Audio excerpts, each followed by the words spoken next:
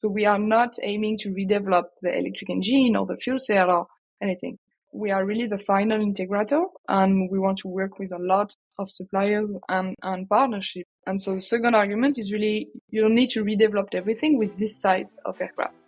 Third argument is because of the lighter certification timeline. For sure, it's still ambitious and it's still going to take a lot of years, but it's still below 8.6 ton. If you go above this limit, you're going to have more than 10 years to certify your aircraft.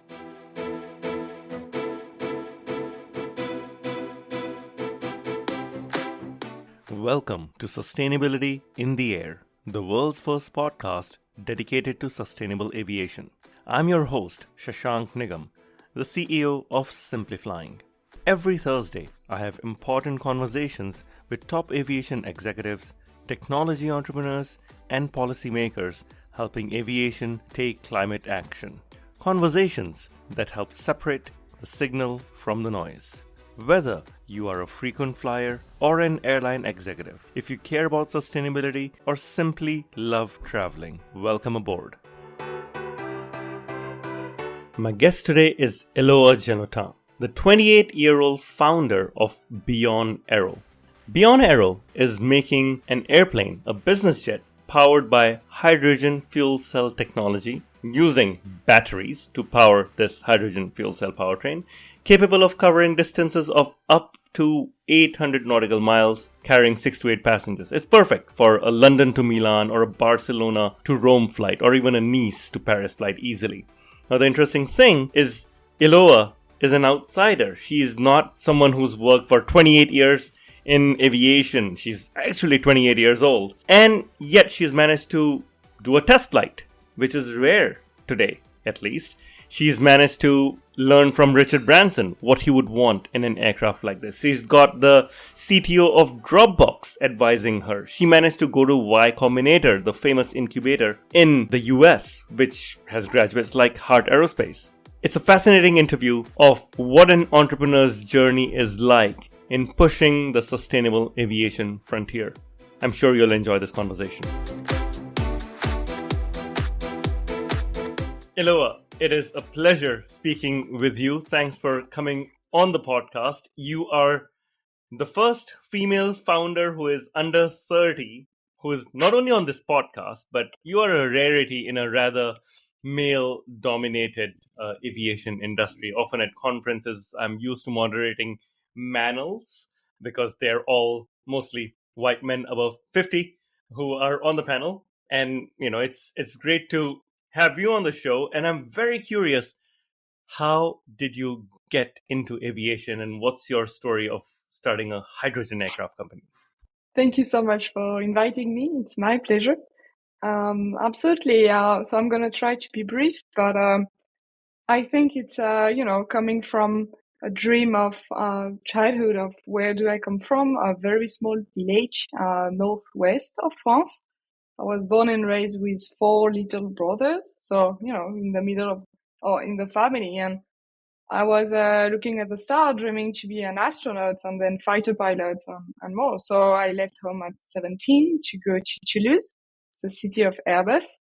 And I remember to type on my dad's computer, what are the best universities in the world to become an astronaut. And I realized actually first you need to be an engineer or fighter pilot. And so that's how it has started. So I did some aerospace engineering studies. And then for my first year at SubAero, the school in France, the school of University of Thomas Pesquet and several astronauts, I started to realize actually what I really loved was to build different products and invent different things that we could have an impact on the world. So I've started a few startups, more or less, if we can call them startups, but projects, like six different of them. Yeah, we have no time to go in detail, but that was a good moment. And then we did a master in entrepreneurship with Hugo at École Polytechnique and HEC in Paris. And then we went to the US to learn how to grow a big company, how to raise funds, and more the business side of the subject. So that's the long story. scenario. But what happened is that actually during COVID, we realized that we were missing one thing, is to align our passion within the entrepreneurship spirit that we had. And you know what happened in aviation during COVID. And so you had a lot of debates about electric aircraft, electric maturity of the engine. And this is where we have started to think about what can we do? What do we care about? What is our definition of success? And with Hugo and Valentin, my two other co-founders, after 6 months, it was not easy, but after 6 months of deep thought, we have realized we want to build an electric aircraft, but that could have a short go-to-market and then potentially scale and change the industry on the long term. So that's a bit of a short story because a lot of things happened. It was not easy at the beginning, but today that's why now we have decided to work on a 6-seater CS23, right? Private jet, fully electric, but running with hydrogen. And the deep vision that we have is that, aviation will be electric one day. It's going to happen. The question is when. Is it 300 years or 20 years? But eventually it has to happen. So we're going to have different technologies, different market, and different players. And that's how we have decided that for us, the right strategy was to do fully electric private aircraft, long range with hydrogen, longer range with hydrogen, CS23 with existing technology. And we have started the company. Wow. There's a lot to unpack there. And I'm going to talk about the electric aircraft you're building with hydrogen propulsion. But let's go back a little. Did you mention you worked on 6 different startups? Yeah, let's say one of them was really startups. 5 of them were more project. One was more than 18 months with co-founders, with interns, with a product, with investors, like a real startup. The name was Atom. And the idea was to plug a super condensator on smartphones. So to recharge, the super condensator could recharge in less than 2 seconds with a graphene, and then it could recharge your battery on a normal. So the idea was to exchange energy from a smartphone to another. Interesting. That was first company. That would have, because my either mine or my wife's phone, one of our phones is always discharged. So this would have definitely helped. Exactly. So going back, you've done 5 projects, 2 of them real startups. Before you did your master's, what happened to the whole astronaut dream? Do you still intend to become an astronaut one day? I have realized that my real definition of success was more related to having an impact on the world. With this electric aircraft, for me, makes sense. It's still a childhood dream that for sure is amazing, but the job is changing. Like 20 years ago, the job of an astronaut was something else than what it is today. And so I think I can have more impact by doing what I'm doing today, but it's still a dream. Right. Okay, so let's talk about Beyond Aero. You're, of course, leading 3-year-old Beyond Aero now, just over 3 years old, and you're dedicated to developing hydrogen electric aircraft with a clear aim to provide sustainable alternative to private jets. Yes. That's an interesting one. I've seen, Airbus building a hydrogen plane for commercial. I've seen, I've had lots of founders here who are looking at commercial aviation. You're looking at private jets. Why private jets? It's a good mix. It's a good balance of 3 reasons. First, the market needs.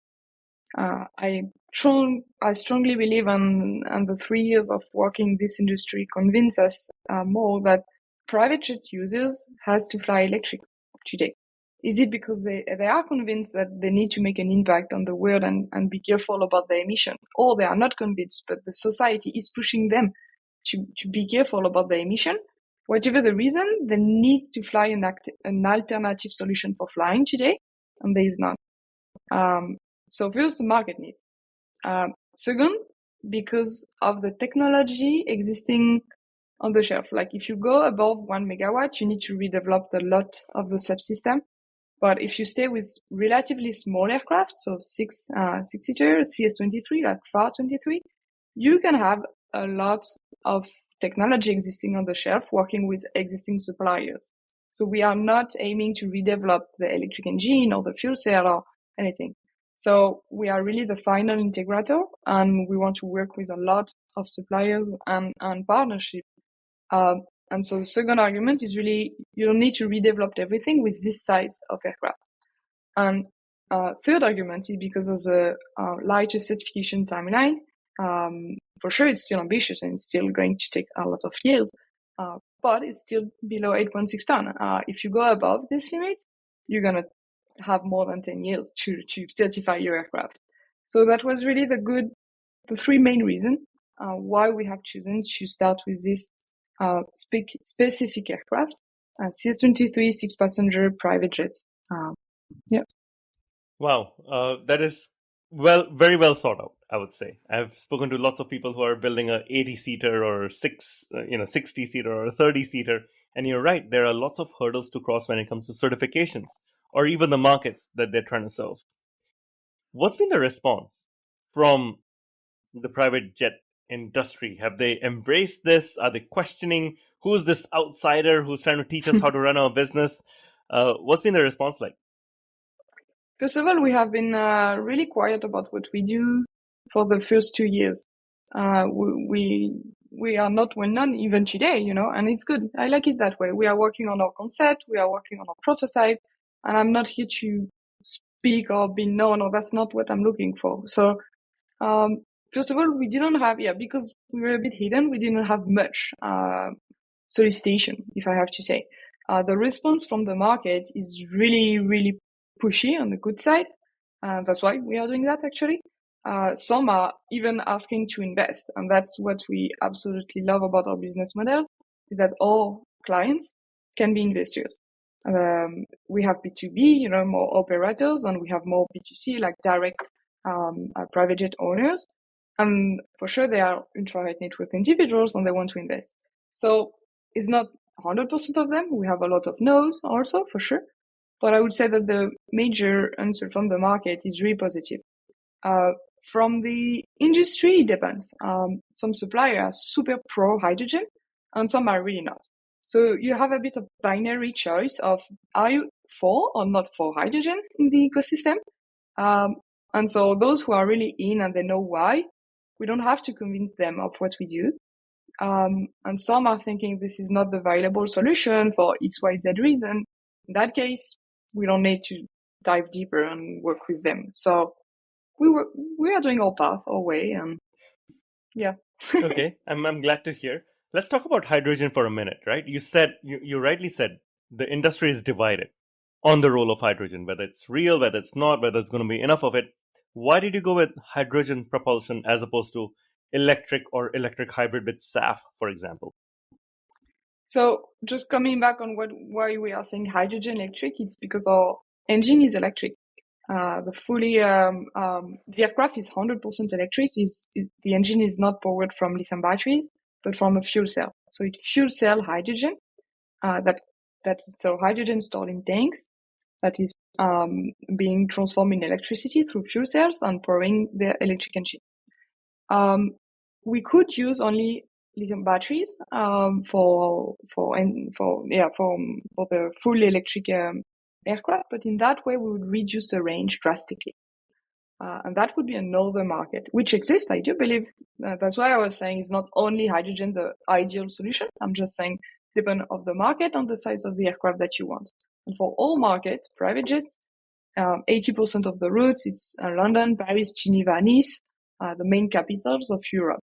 So if you fall into a too short range or shorter range, you're going to have another clientele, another type of clients, another needs, it's not ultra net worth individuals anymore, and does not make sense for my business model, from what I thought.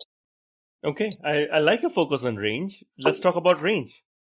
Given the current Beyond Aero 1 airplane that you're building, yes, your prototype, where can it take us? Where can you go from Nice or Paris, for example?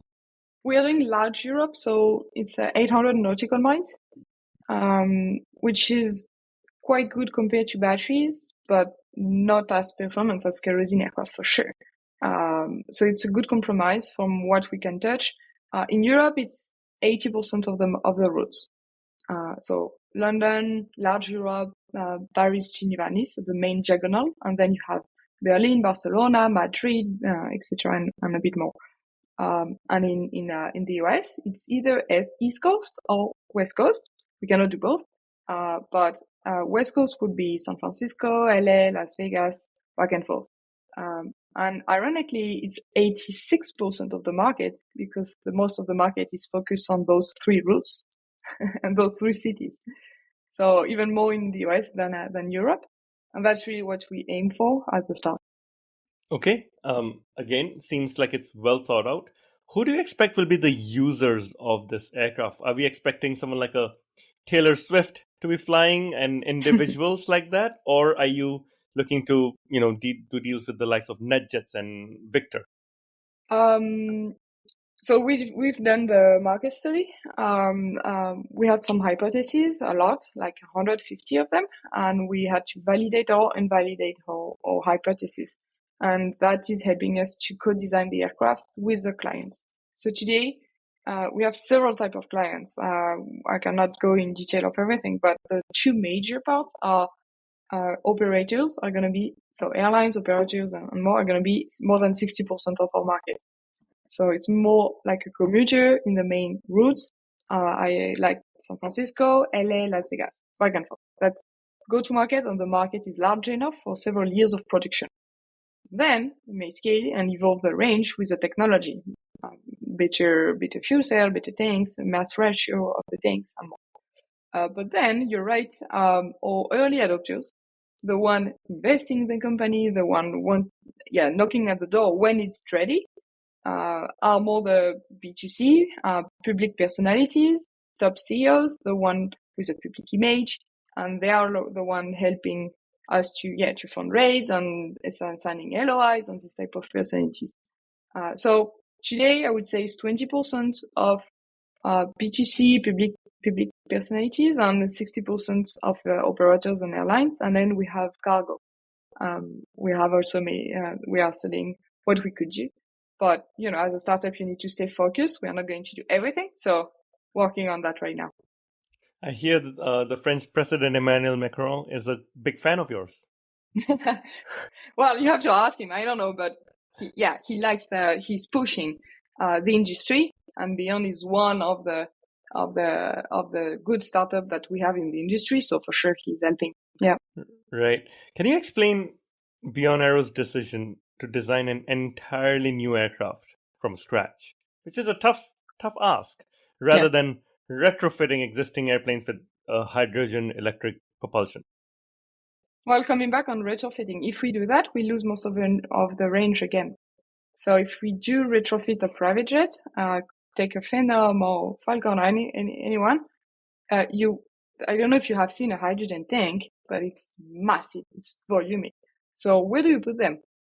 If you do that, you lose half of the cabin and most of the range. So you could do that. It could fly. It could work technically. You could even certify it, but which market? What's the business model? How do you scale behind it? So the idea was really for us to make aviation electric. You need to start a clean sheet design built around the hydrogen powertrain. So we are not pretending to reinvent the subsystem. We buy the tanks, we buy the fuel cells, we buy the electric engine, we buy most of the subsystem. We work with suppliers, partnerships, and the core business of Beyond Aero, the core IP, is how to redesign the architecture of the aircraft around the tanks, around the fuel cells, around the entire powertrain, entire chain. And that's really what we have been working on for 3 years. We did, like you have seen, we have validated our subscale powertrain. But the main focus of the company is really about the architecture of the aircraft. Coming back to your points, for two reasons: the scalability and the long vision mindset, but also because of the range. Again, if you want to reach 800 miles, you need to have hydrogen and a clean sheet design. And so we have looked with patterns and different thought. One of the only architecture that could work, that is working to have 800 miles. I'm saying that you can use different architecture that could exist. You can put the tanks on the wings, below the wings, wherever you can find it working. but it's not going to be able to reach 800 nautical miles. Or you're going to take longer time to certify, or the clients does not like it because it's not going to look like a jet, or different trade-off. So we have worked on this architecture to have a certifiable, good-looking jet aircraft to really reach this target market. Yeah. Now, this is very interesting. Do you think this will give you a long-term advantage to have designed a clean sheet aircraft? I think so. That's why we are doing it. Absolutely. Thinking long term, and that's why it's called one, because we think we're gonna do more later, but we'll see. Everything can happen. But also coming back to the founder story, or where do we come from? We didn't build the company from any core technology or one key pattern from a lab or something like that. All the other companies, all the suppliers are doing that way better than us. They have their own expertise, their own years of development, and they have their own certification. Our expertise, we have built the company around the certification of the aircraft. Who can we recruit today to have a strong DOA, to have a strong redundancy of every subsystem? So it's really all about architecture of the powertrain and architecture of the aircraft going together. That's really the core business of the company. Very interesting. Now, you've just conducted your first flight, if I'm not wrong. What's next? Yeah. And how was this experience of the first flight? Of course, you're wearing this captain jacket that as we speak and record this interview. Yeah. So we have test flighted. So we have validated our flight test campaign with a subscale powertrain. So it was equivalent of a two-seater. It's ULA. In France, it's ULM. It's a category where you don't need much certification. You can do prototyping, and it's different, very typical to France. So the idea was to de-risk some of different technology and mainly the architecture of the powertrain, but subscale.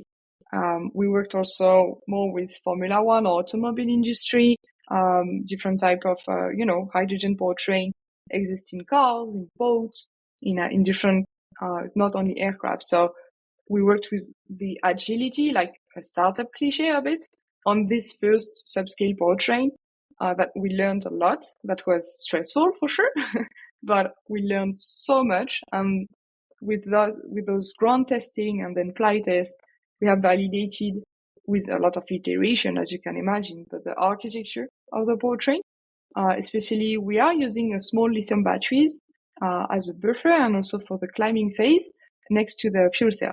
So this hybridization between both was really a key system that key software, key intelligence of the powertrain that we needed to develop. So that was the flight test. That was really a very good moment. The first, if we made our research right, the first hydrogen aircraft ever of France, second aircraft of Europe, because you have H2Fly who did, but it was more like a glider, and also liquid hydrogen. And now it's top 5 or 10 manufacturers to have put in the air an electric aircraft. So it was really good moment. Congratulations. No, very well done. We were watching this from our side closely, and it's one of the reasons you are here on the podcast today. And congratulations on that. What were some of the metrics that you were tracking? Because I know in these test flights, you're measuring a lot of key metrics. Oh, yeah. What were you looking at? A lot of things. As a start, the behavior of the fuel cell, for sure. The hybridization ratio between the battery and the fuel cell, and especially within the altitude, how does it behave? Because we did more than 3 months of ground tested before. So we have reached the mission profiles a lot of time on the ground before, but in the air, we wanted to see how does it change with the altitude and with the pilot, and not just with our team on the simulation. And that was more also an experience on the methodology itself. Putting an aircraft in the air is not something that you can do like prototyping cars, and we had a pilot. It's not mind-made. It was mind-made. It was not an aero digital model that you can do and iterate again. So the processes, the methodology was completely different. And that's why we have done it also, to learn fast and iterate on the ground first, and then in the air with the team. So This is indeed very, very impressive. Was there something that went wrong that shouldn't have? I'm just curious since it was the first flight. yes, of course, but not something unexpected either, and that's a good. That was a good balance that we had. But like I was telling you, that we did a lot of ground tested before, without only the powertrain first, and then a powertrain in the integration of the aircraft, and then with the pilot, but on the ground. And that was when some things did not behave as expected. But we did simulation again and again and again, and no compromise on safety at all. So we took the time it was needed to make sure that the pilot was giving us a go. That was a pilot decision to decide. And so he worked with us for more than 18 months, even more, because he was following the project with us since the beginning. So his role, his decision had a big impact on everything.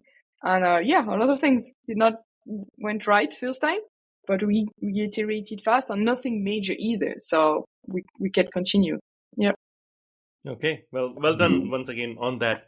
You were, of course, part of Y Combinator, of which Hart Aerospace has been a graduate as well as some other aircraft manufacturers. How was that experience? Do you think that was critical to get you to where you are today? Yeah, no doubt. YC is game changer. I don't know if you heard ever sometimes someone saying something different. It was really a game changer, and I think not just for aerospace, for every company. It was well thought, well organized, good feedback, direct, very pragmatic, very operational.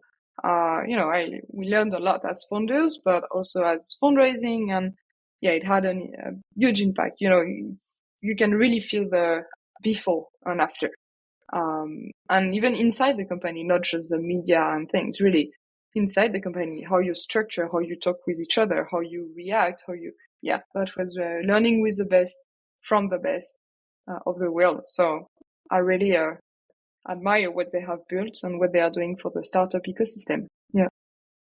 Did they help you secure some of the funding and the partners that you now have? Oh yeah, way more, way more than that. But that's just part of one of the beauty about YC, that when you pitch at the end, you have more than 1,000 investors in the room, and they have 3 buttons, and one is good luck, one is I want to invest, and they click on it, you receive an email, and then you pitch and you raise. So it's a well thought machine. It's machine. Sometimes too much, because I had to do more than 280 pitches. Wow. Yeah, Wow. that was a big one, but yeah, without them we would not be there, and they really made us go to the next level. We already raised a round before YC, and we were 7 or 8 people during YC. So part of the companies that were a bit major compared to the really first ideas, YC guys. And then we did a second round during YC, and then way more, because it's a whole ecosystem. And also it's a strong network, strong community, where a lot of our potential clients are coming from also. So yeah, really, I would advise YC to everyone. 280 pitches you did. I have myself built a startup, and we advise lots of startups now. What are 1 or 2 anecdotes or questions that come to mind out of these 280 pitches? Was there 1 or 2 that left an impression in your mind? Good question. Let me think. Well, 2 actually. One positive of, sometimes you have very, very good feedback from potential clients, and it was a CTO of Dropbox, Arash. I received an email from him. I did not know him, right? And I received an email. I love what you're doing. I'm flying in Paris often. I need an electric aircraft. When is it ready? Can I invest? This type of thing. Hello, yeah. This market, market product fit, which is really strong. And like I told you, as an investor, and then we discussed together, and he's helping me. So yeah, that one was a very beautiful one. And then for sure, a lot of no's, a lot of no answer, like every founders. That was and sometimes I had a no answer for like 2 weeks, which 2 weeks is really long when you raise. So that was not the way I see fundraising is amazing, but one of the harder things to do. No answers. Yes, I would rather have a no rather than a no answer. No answer is hard to deal with. You don't know where you are Yeah, sitting at. in your CRM, you don't know if you continue to push or not. Yeah, exactly. Now, of course, the end result of all of this work you've been doing till now is you now have secured over $600 million in letters of intent for around 80 of your planned business aircraft. Are you able to share any details about who are these people who are so excited? When are you going to be delivering to them? When can we see one flying? Yes, that's a good question. Unfortunately, I cannot disclose who they are because they are public personalities, and because I'm not looking for communication right now. I'm looking for them to help us to co-build the aircraft together. So their feedback, and also because of flight shaming and a lot of things. So coming back on the figures of the market, we have pretty much the same. Like 20% would be B2C of tried meet with individuals, and we have quite a few airlines or operators that are also helping us, but they don't have the same needs as the public image clients, where they are more looking for um, um, cheap operating costs or diminish the operating cost per hour of the aircraft. Where the public personalities, they don't really look at that. They are more, is it zero emission? Is it, it's another type of need, which is complementary. Honestly, both is fine. Right. Do you happen to have like a customer advisory board? How do you get advice or get them a seat on the table when designing the product? I'm guessing someone like a Taylor Swift wouldn't really know much about plane design. Well, it's a user experience that counts. Because they decide, and for sure they have a lot of advisors and they have a team before they want to buy, but they need to have it's like a house or any big investment that they can have. It's the user, the experience that counts. Do they want it or no? And then, if yes, then you go in how much does it cost, what the operating cost, is it safe, is it certified, and then you have the team and the bunker and the wife or kids counts a lot in the decision. But as first, they need to love the project. So it's all about the user experience. Do they need 4-seater, 8-seater? All of those questions. So how do we get there? We are doing 101, but this type of people, they don't have much time. So it depends with who and how. Sometimes it's more meeting them somewhere. So I was lucky to meet Richard Branson on his island, this type of thing of, okay, I'm learning how he behaves and how he is. So that was a very good moment. And then those who can, or the right hand of this type of clients, I put them around the table. So we do round tables every quarter. Sometimes we put a headset on a VR headset, and so they can discover the aircraft, walk around the aircraft, and they give us feedback. Oh, I like this type of engine. Oh no, I hate because it's scary to see a propeller. Oh no, I would like duty fan, or this type of feedback. And the more we continue to converge our aircraft, the more we go in details. At first, it was more, do you want to see a revolutionary aircraft or something hidden that is not very well known? This type of large questions. And then we are narrowing down the market study with one-on-one interview and roundtables. Now we have our different personas. So you have the public personality, you have airlines, you have banker, you have corporates, you have different type of persona that could use such an aircraft with different needs. And so we have I love studying the market and the human behavior and what they are really looking for. And I think that's one of the power of the company, because we are caring from day one about the market needs. I've heard in the industry that some manufacturers of aircraft are saying, I've heard that in my interview, all the client will adapt to what we provide. And I'm like, okay, maybe, but that's where we need to change. And that's why I do believe that we are listening to the client needs and we can make a change in the long term. Yeah, I think it's absolutely critical. I remember it's so fascinating because you're designing an aircraft from the ground up. I remember reading in Walter Isaacson's book about Elon Musk when Tesla was designing the first Tesla car and they brought the designers on board, the designers were told, all you're given is this battery pack. Just put it at the bottom and design a car above it. Go crazy. And they said, Yeah. you know what? We could not go crazy because we had to design something familiar, something with two doors on each side, something with a handle, something that looked like a car rather than, a flying car, for example, or something from deep space. So their whole challenge was keeping the familiarity of the original Tesla Model S, which looks like a sedan, and not try to build something crazy. I'm curious about the design process. I believe you have a really good designer, and the design of the airplane was inspired by water, if I'm not wrong. How did that come about?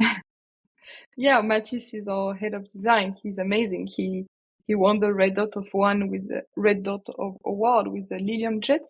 He did 4 years at Lilium, and so it's a good mix of listening to the client needs, like you said. It needs to look like an aircraft, not something crazy. Otherwise, it's not safe, and plus we cannot certify. So it's also yeah.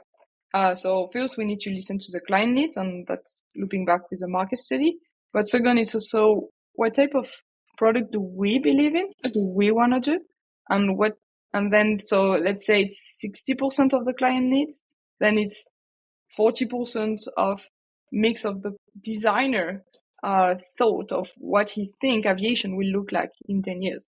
But all of that, the top priority above all of those needs is certification. So we have Walter, who is our head of certification, it was really, really important for me that he likes very much Matisse, and him can create a very good binom, so that it's not designed against certification, it's actually working together. And that was really important for me in the culture of the company to combine. So yeah, if you have seen our aircraft, it's a conventional aircraft. It's nothing too crazy. It has to be safe first, certified first, and then it's the user experience that we can add. Coming back on water, it's more the image of working around the hydrogen itself, the molecule of the hydrogen, very simple, as you know, and building something around it, everything around it. So taking something very unique and simple, like one electron, one neutron, to build something the most difficult on Earth. Rockets and aircraft are the most difficult product that you can do. So it's a balance of white and black. It's a balance of organic and state-of-the-art technology. So the whole storytelling of the company was based on how to balance the extremes, how to balance this peaceful, simple state of water, hydrogen, organic, while we are doing electric, is this nature, but while doing state-of-the-art technology. So that was that's what you may have seen on our website. Yeah. Yes, exactly. So I found that quite fascinating. Let's talk about hydrogen. You just mentioned hydrogen a few times. One, hydrogen is not easily available. At least green hydrogen is not easily available right now. So, and I'm guessing your goal is ultimately to have all green hydrogen. How do you get there? Hydrogen storage and transportation is an issue. What are some of the challenges you will need to overcome to make this hydrogen propulsion a reality? Well, this is where we should step back and actually not really talk about Beyond Aero, but more the industry of what's happening in the ecosystem. Because Beyond Aero is more surfing the wave of really a complete transition, starting in Europe for different reasons. But hydrogen, we would not do that product if it was only us working on hydrogen. We need to have the complete pivot of the industry, and that happened during COVID. As you know, Airbus is leading the way with hydrogen aircraft or commercial aircraft for 2035. That means that airports are working on hydrogen infrastructures. That means that governments are working on subvention grant. That means that suppliers are working on each subsystem and technology at the top of the pie to make it certifiable. And that means also that certification entities, so EASA, DGAC, but also FAA, are working on hydrogen certification. So Beyond Aero is more an example of what's happening and only focusing on a small targeted market. Well, not small, but I mean small aircraft with a special market where the whole industry has pivoted. So coming back on hydrogen, indeed today is not green, massively produced green, but actually what we are aiming for is not green, it's pink hydrogen. I don't know if you know the nuance, but that's why France and Airbus are really working on hydrogen, a complete industry change, is because we have 75% of our electricity coming from nuclear energy. That means nearly zero CO2 emission. So we can produce hydrogen in a pink way, not green. This is not nuclear energy means pink hydrogen. So nuclear to hydrogen is what you're looking at then, because it's pink. Yeah, so that's why France, that's why Airbus, that's why government supports, that's why Europe, that's why. So green hydrogen will happen. It's more a shortcut in the language because when you say green, you mean decarbonized. Right. So that's that's what even the government is saying green. Right. So, no, that does make sense. So pink, you have it amply available in France. That makes sense. But what about other places? California doesn't have pink hydrogen, I think, as much as France does, for example. No, this is going to be green. Right. It's going to be green for California. What about airports? Because you need to pump this aircraft up with whatever fuel it's carrying on both ends. It can't just be on one end. Let's say you take off from Nice, you've got it. You land in Farnborough, you don't have it. So how are you working with airports in storage and fueling facilities? Exactly. Today we signed more than 50 different airports who are willing to work on hydrogen infrastructure, and they are led by ADP, Airport de Paris. So Charles de Gaulle, Orly, but Le Bourget, especially the business airport. And since we are using gas hydrogen also with all sides of the aircraft, it's way more easily to implement the infrastructure. So you have ADP investing several billions on the airport's infrastructure. You have hydrogen supplier like Air Liquide investing 8 billions on the green and pink hydrogen chain. You have governments investing billions also to make this change. So I can say that publicly we have announced our partnership with ADP, so that's public. I can share that with you. They have created a consortium called Hydrogen Airports with Airport de Paris, but also Air Liquide and way more. So again, we are only an actor pushing for sure. We are leading some workshops, being part of the debates on signing different airports to show them that it's doable, and also share with them our needs or technical requirements for the maintenance of the aircraft, for the refueling. So we are doing several estimation of how many aircraft could we replace coming from your airports, and also sharing concrete information with our prototype. How did we do with our two-seater? This is what went wrong, what went good. That's a refueling station we have done, and safety, security that you need to have around the infrastructure of hydrogen airports. So I would say we are pushing for sure with everyone and working in different roundtables with airports also and leading the way, but actually Airbus, government, Europe, ADP, Air Liquide, they are doing it anyway. So, I've heard and read in a lot of different founders that great startup, it's all about timing. I think it happened that we have a good idea at the right moment. 2 years later, we could not surf on this wave, but 2 years, 2 years before it was not possible, and 2 years later is too late. We're going to have a lot of startup happening in a few years, and we will be leading the way. Well, I hope we are working on that. That's fantastic. I do have a question around team. You, of course, you're not from a traditional aviation manufacturer background. It's not like you've worked 35 years at Airbus and then left to start this thing on your own. You do have a designer who worked with Lilium. It seems like you have someone in certification who is experienced. How big is the team now? And what's your team composition? Are you hiring a lot of people with aviation expertise, or are you still getting a lot of people from outside with technology expertise? Good question. It's we are 40 people now, and we are going to triple the team in the next 18 months. So that's a good moment to structure the company.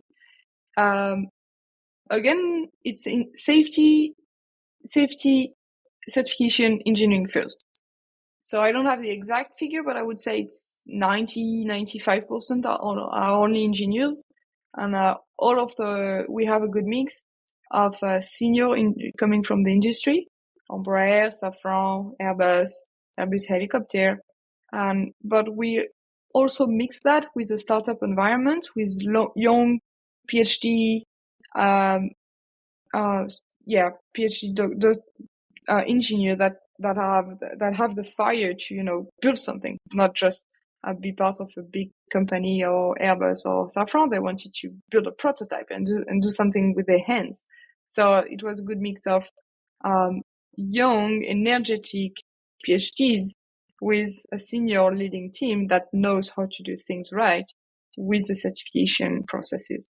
And then we have added to this core base of the company a few I would say agile or startuppers or something. I don't know how to describe them. But Hot deskers. One of them is coming from Ferrari, for example, in composites. He's an expert. He worked his entire career at Ferrari, and then he worked at Airbus after. But he did the Formula One Ferrari car 7 years. So every year he was rebuilding a car. So he knows how to, under pressure, how to do with a business unit that is only 70 people and all talk to each other and be fast and run things fast. So it's all about people, right? At the end of the day, we have this product, but it's all about how do you mix a good senior expertise coming from the industry, but with a mindset of we can do things right and we can do things new. Even in this industry, that sometimes it's not so, Let's just say sometimes it's rigid. It's rigid, right? And but for good reason. I've been here as an outsider into the industry for the last 15 years, and I know what you're talking about, what you're up against. Where are your teams based right now? I believe you're still based in France. Is it Toulouse? Is it Paris? You're in California as we speak. Mm-hmm. Most of the team is really in Toulouse. We really think it's important to have every core member of the engineering team speaking to each other on a daily basis, especially when you are only 40 people. And right now we are closing the preliminary phase of the design. That means you need to speak to each other every day. So I would say yes, 99% of the team is really based in Toulouse. But I am based in California part of the time and Toulouse part of the time, because of the market in Los Angeles, because of the American beauty mentality coming back to YC, investors, and a lot of things. We do have a small team in Paris also, but all of the core engineers are really in Toulouse. So is the test aircraft in Toulouse where you did the first test flight as well? Ground test, yes. The flight, it was in Gap in a special airport. Like 3 hours away, but the ground tested, the facilities, the prototype was in Toulouse. Yeah. Okay. You talked about the rigidity of the industry. I'm curious, as someone who's not even 30 yet, as we record this today, do you face skepticism from industry leaders? Because when I started, I was 26. When I started Simplifying as a complete outsider to aviation, and the first question when I got off the stage was, how old are you?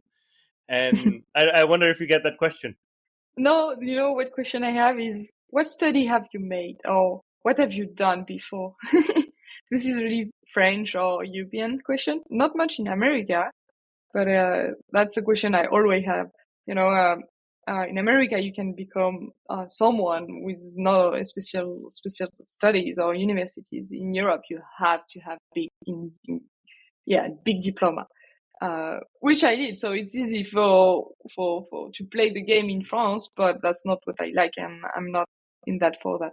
So honestly, I didn't have face-to-face rigidity, but I know it's happening in the market. I know people are like, who are those guys doing a flight test aircraft with just Yeah, I know, but honestly, we don't really. It's most of the time it's genuine people who are trying to help. They may be impressed, but or they are more worried, or they have questions, or they are more intrigued, but not really direct negative feedback or direct because what we are doing is not something. We are doing it calmly. We are not bragging about that. We are just doing our things. We were hidden.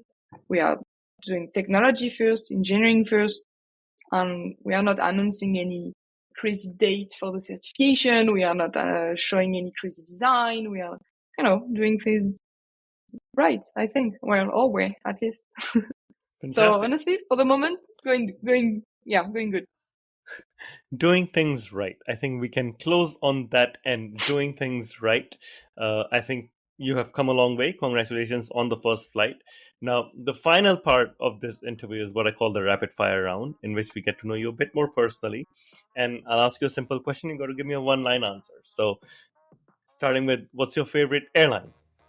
Jetfly in Europe. I love them. Jetfly. Okay. All Yeah. right. That's a first on the show, I think. What's your favorite airport?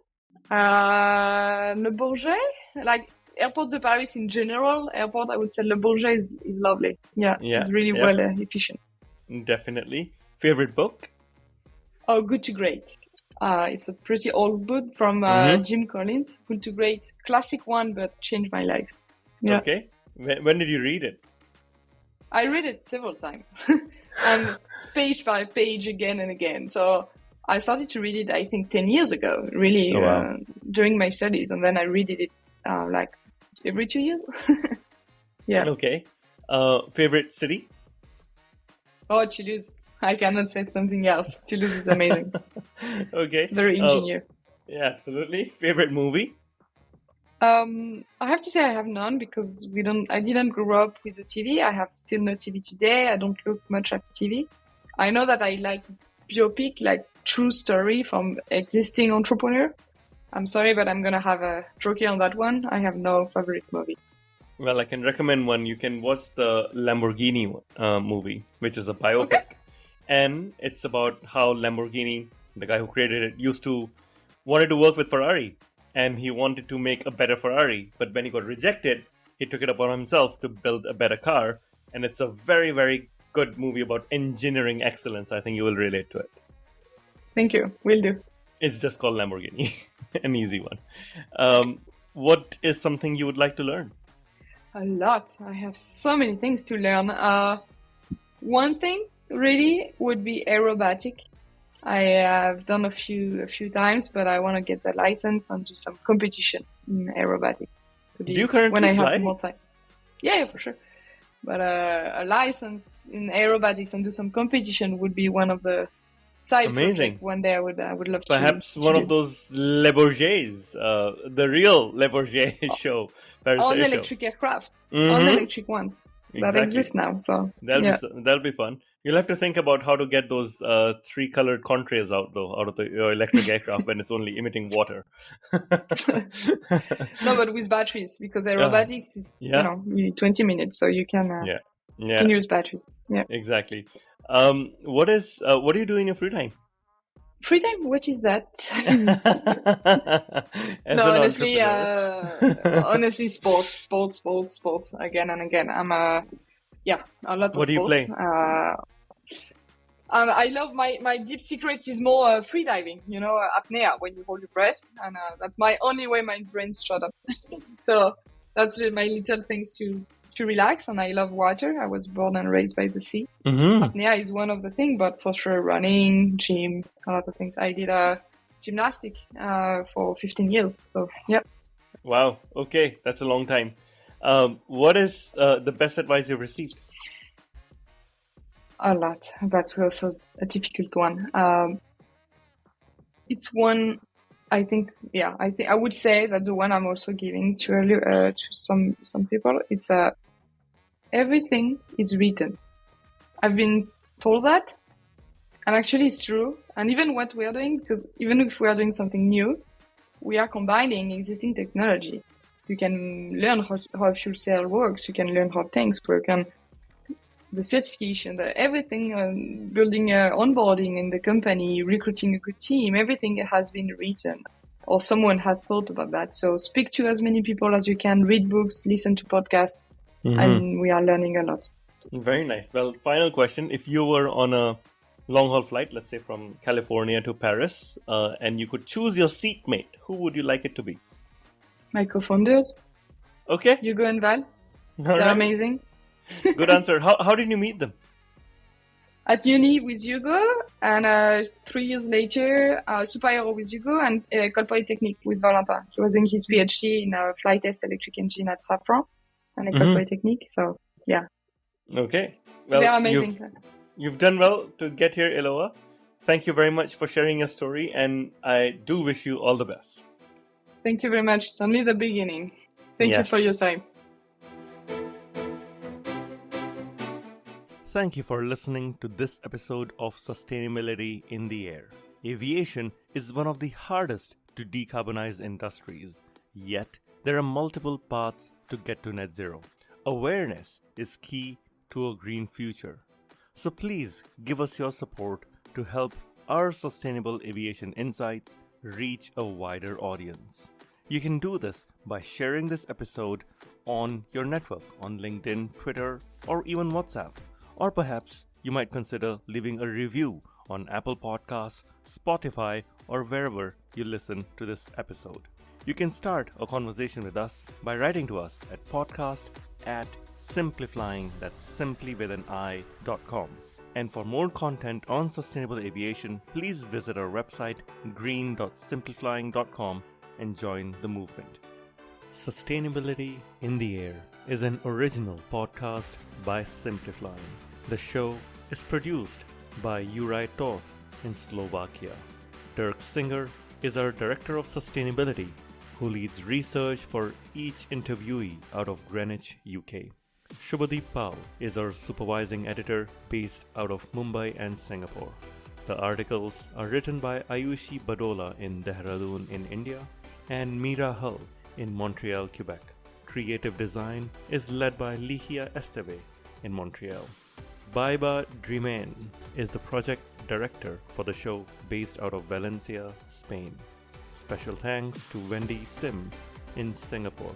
And I'm Shashank Nigam, the CEO of Simplifying and your host. Please feel free to connect with me on LinkedIn.